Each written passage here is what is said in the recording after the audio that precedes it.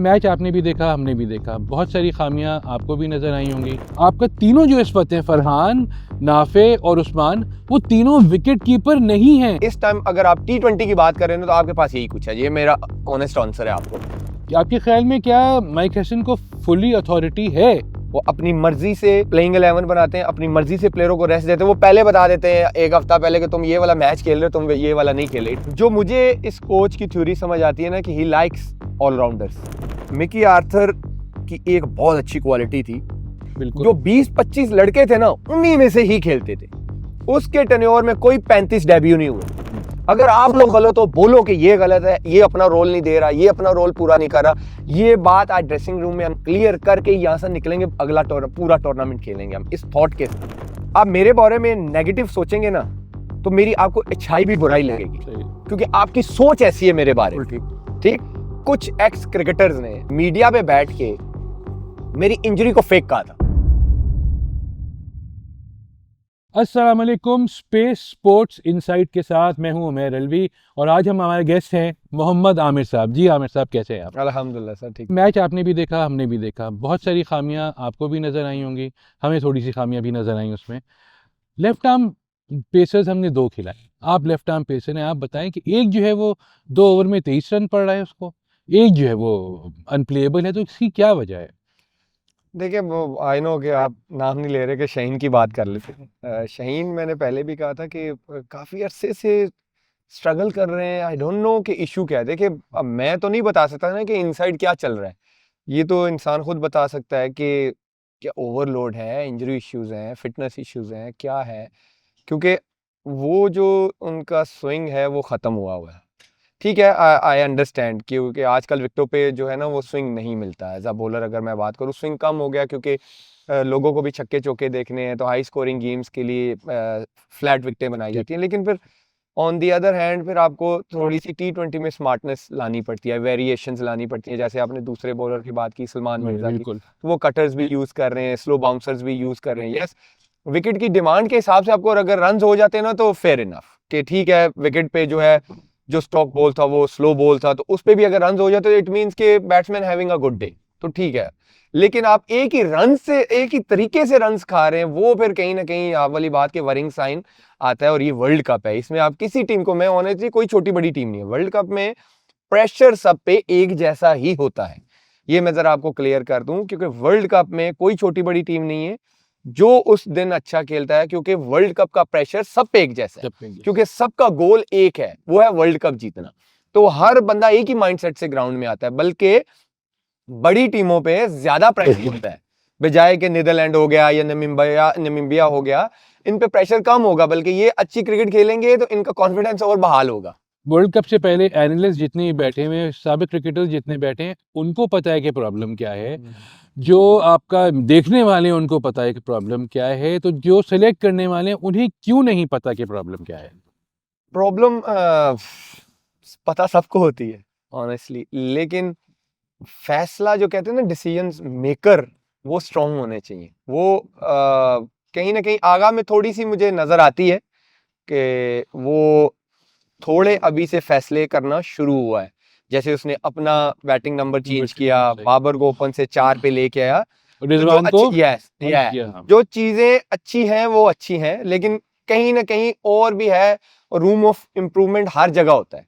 और हमें अभी भी है, अभी भी आई स्टिल बिलीव के जो आपका बैटिंग बैट्समैन खेल रहे हैं, जैसे उस्मान है, बाबर नंबर 4 पे खेल रहे हैं, लेकिन ये दोनों ही इन नंबरों पे स्ट्रगल कर रहे हैं। तो आप अब पता नहीं वर्ल्ड कप के बाद क्या करेंगे या क्या नहीं करेंगे, लेकिन आपको एक चीज नजर आ रही है कि यहाँ पे प्रॉब्लम है, तो वहां पे आपको आपको फैसला करना पड़ेगा। जैसे नाफे, इट्स अ गुड साइन कि वो आया, आपको लगा कि हाँ ये अच्छा है, ये टीम को फायदा दे सकता है, आप लेके आए। फॉर एग्जांपल उस्मान तारिक, आपको लगा कि पाकिस्तान के लिए मैच जीत सकता है, आप उसको ले, जो अच्छी चीज है, बिल्कुल अच्छी है। लेकिन जब एक प्रॉब्लम बड़ी बनती जाए ना, तो फिर उसको हल करना भी जरूरी है।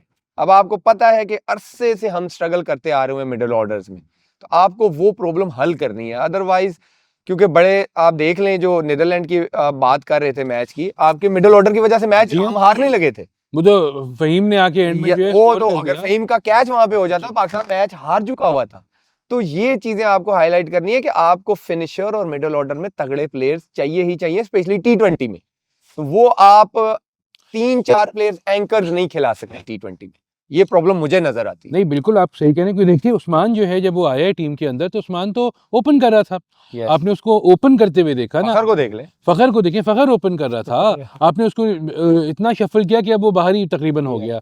इसी तरह से नाफे जो है वो भी जो Opener टॉप है। ऑर्डर में खेले, एग्जैक्टली। Yeah.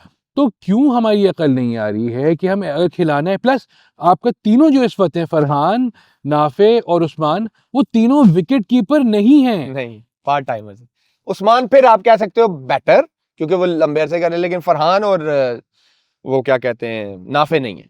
तो वो फिर क्यों एज ए बॉलर अगर आपके पीछे ये प्लेयर्स खड़े हुए हों जो जिन्होंने कीपिंग नहीं की है। आपको मैं आपको बोलूं, शायद अब उनकी थॉट्स तो मैं नहीं जानता, हमारे पास यही कुछ है, ये मेरा ऑनेस्ट ओपिनियन है। इससे कोई बेहतर है तो लेके आ जाए, ये शॉर्टकट आपको आंसर है, यही है हमारे पास, इससे ज्यादा कुछ नहीं। रोहिल नजीर वगैरह हो गए, अंडर 19 वाले हो गए, वो सब भी तो है। Rohail I don't think so is a T20 player, मुझे लगता है वो वनडे में, यस वनडे टेस्ट में आपको सर्व कर सकता है, उसने फर्स्ट क्लास में बहुत परफॉर्म किया, नो डाउट, और परफॉर्मर को आना चाहिए, वो डिजर्व करता है प्लेस, वो एक अलग चीज है। इस टाइम अगर आप T20 की बात करें तो आपके पास यही कुछ है, ये मेरा ऑनेस्ट आंसर है आपको, इससे बेहतर कुछ भी नहीं है।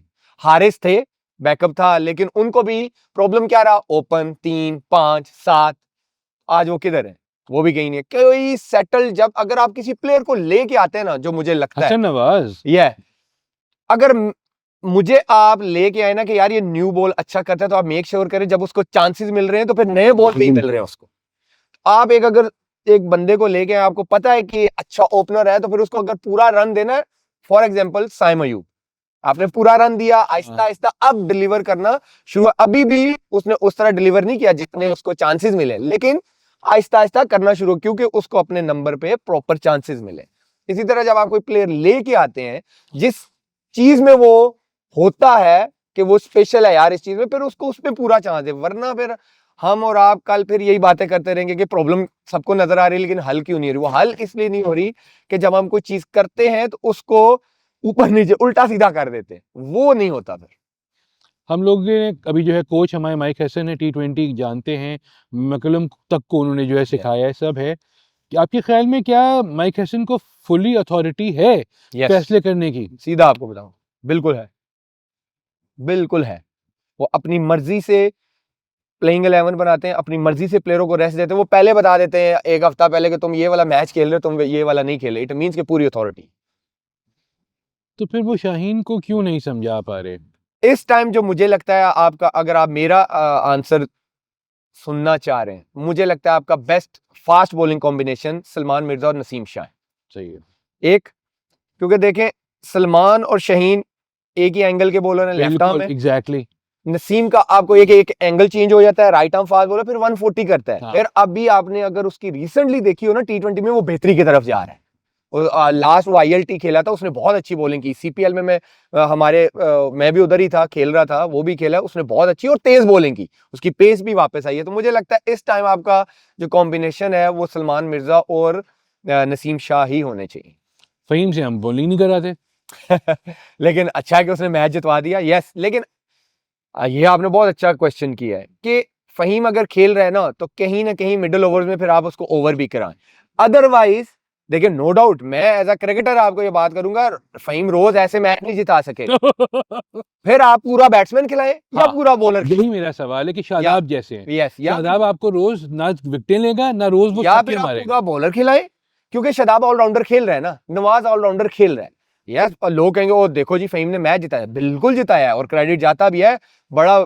ये रोज रोज ऐसी परफॉर्मेंसेज नहीं आती। मगर वो दो ऑलराउंडर्स उन्होंने कुछ नहीं किया ना। यस, तो फिर आपको ये देखना चाहिए कि कल जब कोई बड़ी टीमों के साथ मैच होगा तो वहां पे आपको पूरे बैट्समैन की जरूरत पड़ जाएगी, फिनिशर की जरूरत पड़ेगी। 13 बॉलों पे 6 रन बना के उन्होंने पूरा मैच फंसा दिया ना नवाज साहब ने। यस, तो फिर ये होता है कि आपको फिर ये देखना है कि अगर मैंने इसको खिलाया है तो फिर मैंने इससे काम भी लेना है। तो आप फिर या तो ये है कि फिर आप एक फास्ट बॉलर एक फहीम के साथ जाए, 3 स्पिनर आपके पास ऑलरेडी है, तो आपका श्रीलंका में ये भी कॉम्बिनेशन चल सकता है श्रीलंका में, क्योंकि नोइंग द कंडीशंस के स्लो कंडीशंस हैं, तो स्पिनर्स आज भी क्या कहते हैं, दोनों थे। स्पिनर्स की बैट की बात करें वो इसलिए कर रहे हैं, अगर आप पीछे चले जाएं ऑस्ट्रेलिया सीरीज, स्पिनर्स ने आपको मैच जितवाए। पहला मैच जो हॉलैंड के खिलाफ था वो भी स्पिनर्स ने ही बनाया, पहले तो उन्होंने पहले 4 में 35 लगा दिया था। तो स्पिनर्स कहीं ना कहीं आपको बचा रहे हैं, लेकिन फिर ये है, फिर उस्मान तारिक मुझे नहीं लगता कि वो बेंच पे बैठता बनता है। वो तो एक ऐसा बॉलर है जिसको मुझे इस टाइम फॉर नाउ मुझे नहीं लगता दुनिया का उसका कोई बैट्समैन इस टाइम रीड करेगा। तो फिर श्रीलंकन कंडीशंस पे उसको आप खिला सकते हैं, फिर फहीम और सलमान मिर्जा के साथ आप जा सकते हैं, और आपके प्रॉपर 3-4 स्पिनर है। या तो इवन साइम भी आपका स्पिनर है सर, आप शादाब या नवाज में से किसी एक को खिलाएं ना। ये भी हो सकता है, लेकिन नवाज को आप बिठा नहीं सकते। नवाज कंसिस्टेंट परफॉर्म कर तो रहे फिर शादाब को बिठाएं। सुफियान मुकीम आपने इतना अच्छा, आपका एक एंगल हो सकता था, वो लेफ्ट आर्मर, चाइनामैन और सब हैं। कुछ। जो मुझे इस कोच की थ्योरी समझ आती है ना कि ही लाइक्स ऑलराउंडर्स, मुझे जो लगता है अच्छा, उसको ऑलराउंडर्स बहुत पसंद है। तो अगर आप देखें तो 4 ऑलराउंडर खेल रहे थे, तो मुझे लगता है कि उसकी थ्योरी ये है कि यहाँ पे अगर कहीं पे जरूरत पड़ती है तो 2 ओवर निकल जाएंगे, और एंड पे अगर 10-12 बॉलें खेलनी पड़े 7वें 8वें बैट्समैन को, तो वो मेरा ऑलराउंडर खेलता हो। अगर आपके लिए वर्क कर रहा है तो फेयर इनफ, अगर नहीं करेगा फिर क्वेश्चंस भी होंगे। सही है। ये तो हमने कर ली इस वर्ल्ड कप की बात, और अभी हमारा सफर जारी है इसमें, लेट्स सी क्या होता है। कुछ हम बात करेंगे अब आपके बारे में। 2007 में आप नजर आए हम, लेकिन उस वक्त कोई यकीन नहीं कर रहा था कि आप खेलेंगे, क्योंकि आप जो थे यंग भी थे, और हमारे पास जो थे लेफ्ट आर्मर्स थे भी, ऐसा नहीं था कि नहीं थे। किसको देख के आपने क्रिकेट स्टार्ट की, और कैसे आप ऐसे इस लेवल पे आए कि आपको वसीम अकरम ने पिक किया? यार मेरे तो शुरू से ही जो जिनको मैंने आइडलाइज किया है वो वसीम भाई हैं। उनकी मैं बॉलिंग देखता था तो उनके एक्शन करने की कोशिश करता था। और जैसे आपने बात की 2007 में मैं अंडर 19 मेरा खेल रहा था, तो मूडी भाई ने, हमारा एक कैंप लगा, तो मूडी भाई ने वसीम भाई को बोला कि यार आप ना कसाफी स्टेडियम में ना, मैंने आपको एक बच्चा दिखाना है। तो उस शाम को पहले तो मैंने वसीम भाई को पहली दफ़ा देखा, मुझे यकीन नहीं आ रहा था। तो जब मैंने बॉलिंग वगैरह की, तेज़ की मैंने, अली असद मुझे आज भी याद है। कराची के जो बैट्समैन है हमारे, नेशनल बैंक में हम आई थिंक साथ भी खेले, अंडर 19 साथ खेले, उनको मैंने बाउंसर मारा है यहाँ पे, बहुत तेज़ बाउंसर था। वो बेचारे वहाँ पे लेट गए, तो वसीम भाई ने वहाँ पे देखा था, तो मूडी भाई को कहते हैं कि यार मूडी पा, मैं तो कहता हूँ इसको आज ही खिला दो। तो वो जो वर्ड्स है ना मेरे कान में आज भी गूंजते हैं, कि वो मेरे लिए एक, आप कहें कि मुझे यकीन नहीं आ रहा था कि जिस बंदे को मैं टीवी पे देखता था, जिनको कॉपी करने की कोशिश करता था, तो वो मेरे बारे में ऐसा बोल रहे हैं कि पहली दफ़ा देखा और कह रहे हैं आज ही इसको खिला दो। मुझे आज भी याद है कि वो जियो सुपर पे उसी रात प्रोग्राम में भी बैठे थे, तो उन्होंने कहा यार आज मैंने कैंप में एक बच्चा देखा है मोहम्मद आमिर, मुझे लगता है कि वो रेडी है पाकिस्तान खेलने के लिए, 2007 की बात। तो वहां से एक और मुझे उम्मीद पैदा हुई कि यार आई थिंक अल्लाह ने मुझे कुछ दिया हुआ है, जो मैं अगर मैं मेहनत करता रहूंगा तो मैं पाकिस्तान जरूर खेलूंगा। तो वहां से फिर सफर स्टार्ट हुआ। फिर आप टीम में आए, आपने 2008 में टीम में अगर खेले नहीं, फिर 2009 में जब आप T20 वर्ल्ड कप के लिए गए हैं, और बीच वर्ल्ड कप में आपको जो है वो ट्राई किया गया, तो उस वक्त क्या जज्बात थे आपके जब आप पहली बार खेलने गए? देखिए सबसे पहले तो इस चीज़ का क्रेडिट यूनुस भाई को भी जाता है। बिल्कुल। जहाँ तक मेरे सुनने में आया था कि वो मुझे लड़के लेके गए थे सिलेक्शन कमेटी के साथ, कि मुझे मोहम्मद आमिर और एक शाहजेब हसन होते थे, ये 2 प्लेयर मुझे चाहिए ही चाहिए।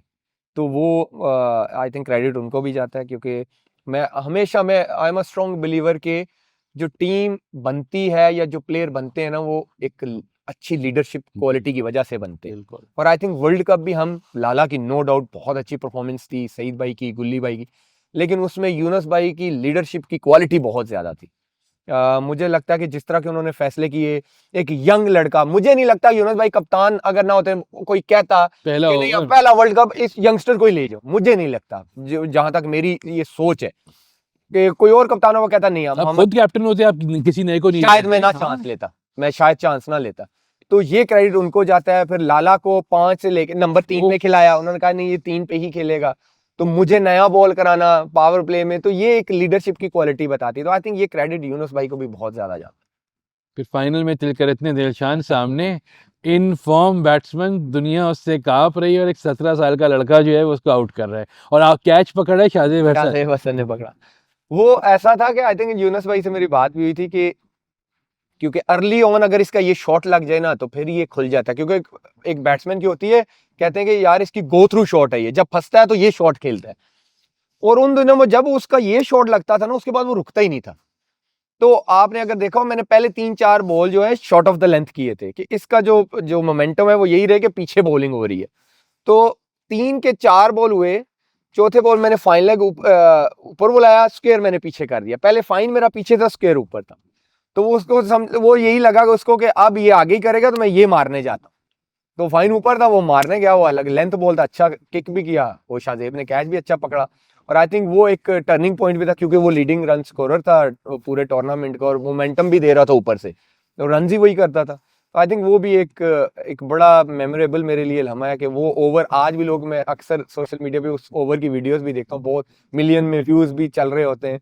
वो भी एक लम्हा था, आई थिंक वो अनफॉरगेटेबल है, क्योंकि उसके बाद जो सेलिब्रेशन हमें मिली पाकिस्तान में, मुझे तो आज भी याद है कि जब मैं पिंडी एयरपोर्ट पे उतरा, वहां से लेके मेरे गांव तक लोग, गाड़ियां साथ और फूल फेंक रहे हैं छतों से। तो ये एक आई थिंक ये जिंदगी में ऐसे मौके बार बार नहीं आते और ये हमेशा याद रहते फिर अगले साल माइकल हसी के छक्कों ने जो है वो सारा काम खराब कर दिया। वो और हुआ तो क्या था उस मैच में? देखिए हम लोग तो इधर देख रहे थे बैठे ऑनेस्टली हुए। अलवी भाई, मैं आपको ये बताता हूँ कि कई दफा ना आपको बैट्समैन को क्रेडिट देना चाहिए।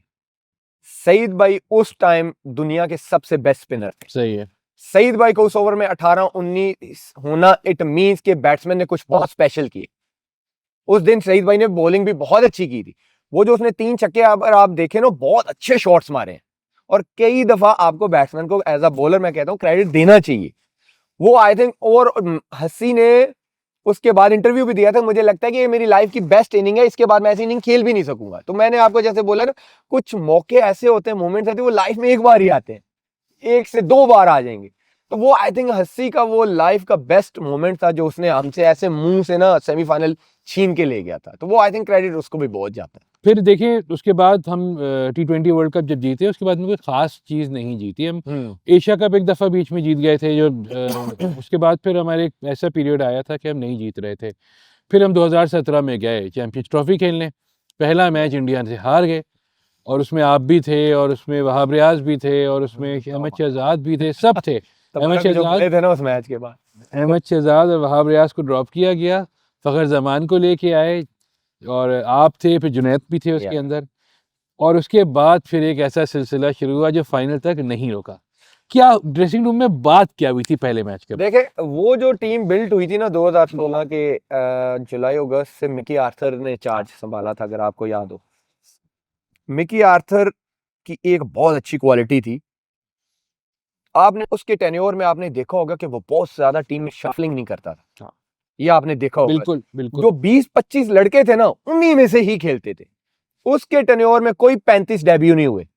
आप उठा के देख लेना, बिल्कुल इसके ठीक है, 3 साल। बिल्कुल ठीक है। जब वो गया उसके बाद कोई 56-60 कोई तो डेब्यू हर आदमी टेस्ट क्रिकेटर बन गया था उसके बाद।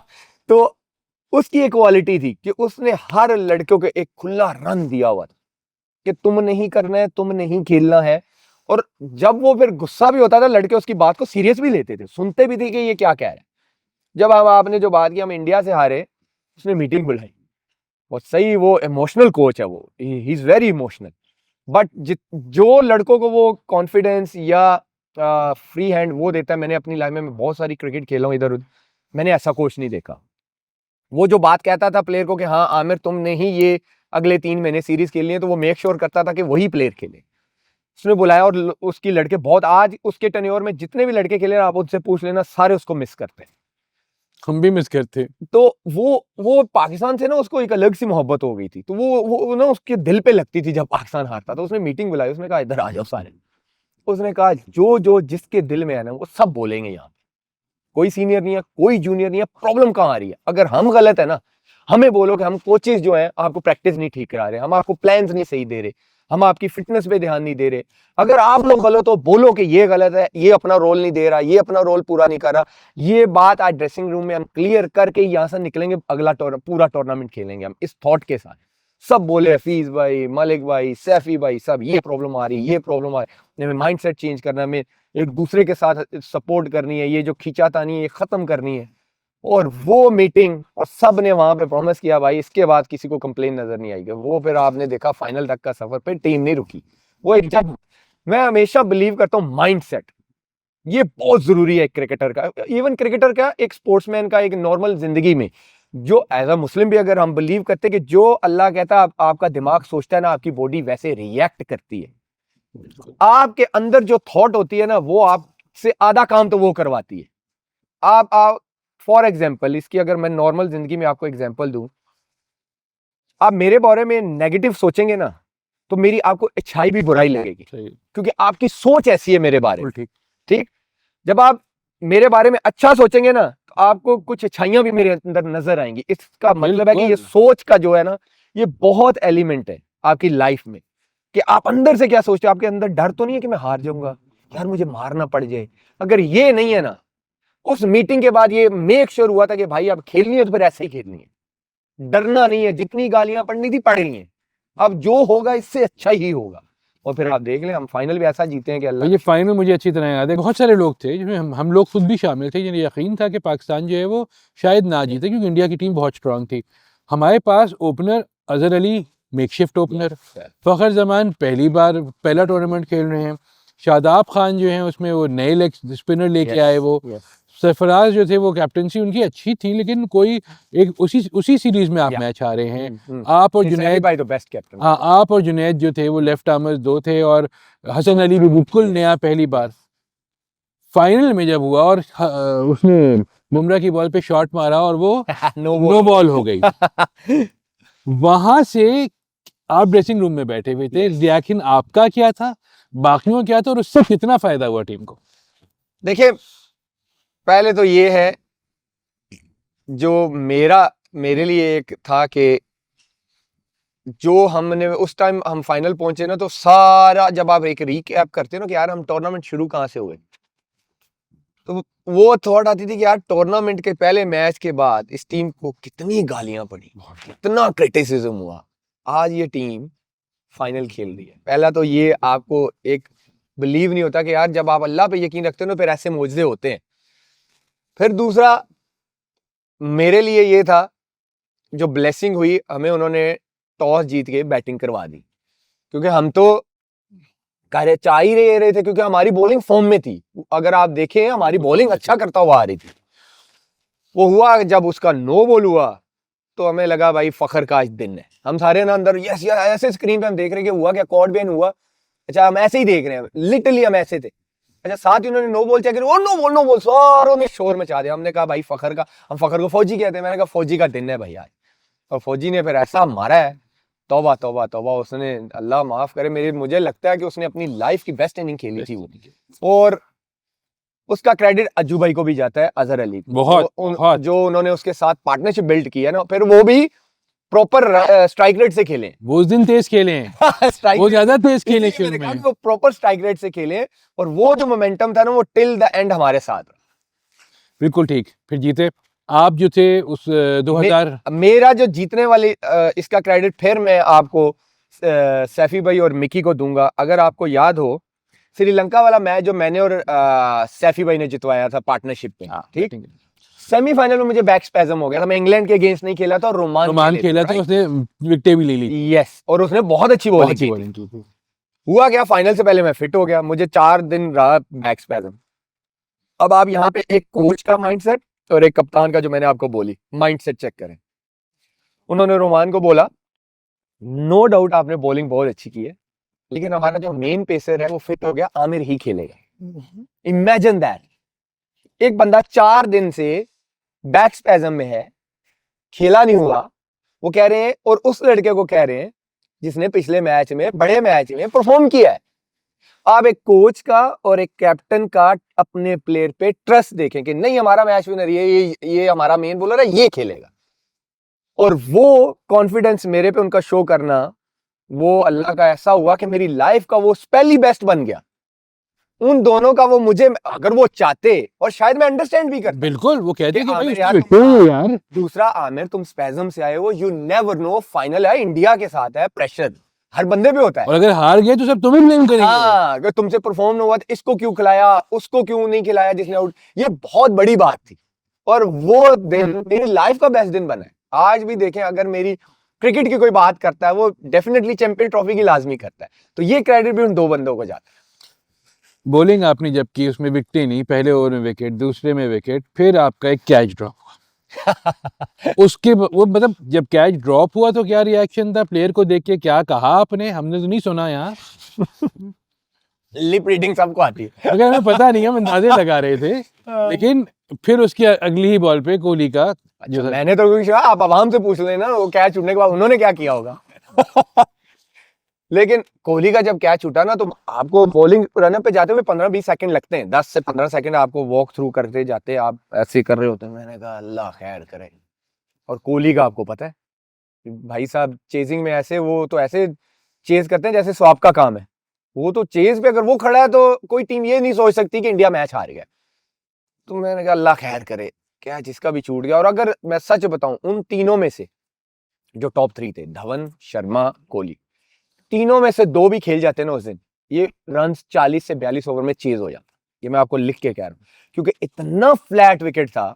आपकी सोच है, मैंने अपनी लाइफ में इंग्लैंड में इतना फ्लैट विकेट नहीं देखा, इतना फ्लैट विकेट था वो। और उन्होंने बड़े मजे से चेज करना था। हमें एक पांड्या ने वक्ता डाल दिया था बीच में आके, उसी ने वक्ता हमें डाल दिया था। वो बड़े अल्लाह का शुक्र हुआ कि एक तो रमजान था, आई थिंक लोगों की सबसे बड़ी दुआएं बड़ी चीज तो जोर से भाई, चल रही थी, तो बस अल्लाह ने अगली बॉल पे आउट करवाया। वो फिर मोमेंट था कि पाकिस्तान टीम रुकी नहीं। चैंपियंस ट्रॉफी के बाद जब वापस आए हैं, मुराल कहाँ था? जाते वक्त कहाँ था, आते वक्त कहाँ था? सच्ची बताऊं आपको, मैं इंग्लैंड में रुक गया था, मैं नहीं आया था टीम के साथ। मैं नहीं आया था टीम के साथ। वजह? खेल रहे थे एक तो माय वाइफ वाज एक्सपेक्टिंग, हम। जो मेरी पहली बेटी ने होना था मिंसा ने।